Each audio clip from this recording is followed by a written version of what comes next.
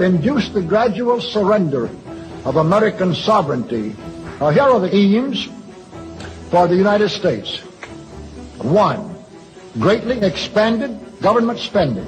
2, higher and then much higher taxes. 3, an increasingly unbalanced budget. 4, wild inflation of our currency. 5, government controls of prices, wages, and materials. 6, greatly increased socialistic controls over every operation of our economy and every activity of our daily lives.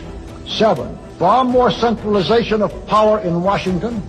8, the steady advance of federal aid to and control over our educational system. 9, a constant hammering into the American consciousness of the horror of modern warfare.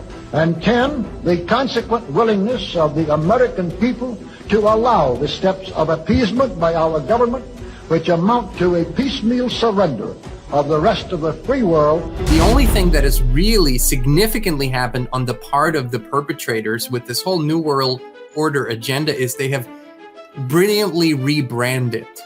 And that's what they continually do. In the 80s, the 90s, they talked a lot about the New World Order. Every president, prime minister, they just spewed that out. It was like a trend.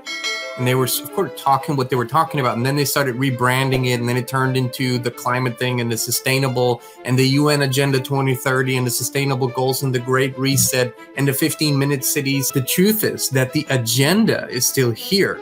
And because we're steering people to the right information, which then allows them to ask the right question, am I in support of this or not?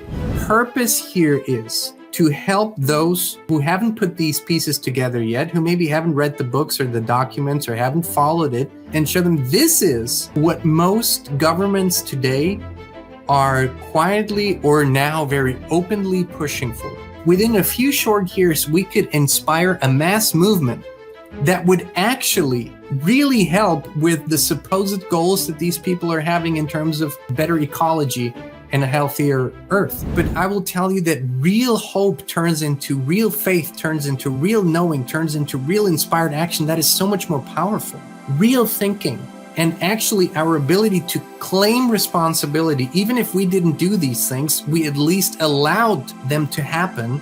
So our claiming of responsibility and cleaning up our own mess and then helping to clean up the bigger mess, that is so much more empowering to me. I don't need a freaking government solution. I don't need a savior to come in on the white horse and only that person can fix it. And please, I encourage you to look into the mirror and acknowledge the beautiful individual expression of divinity that you are.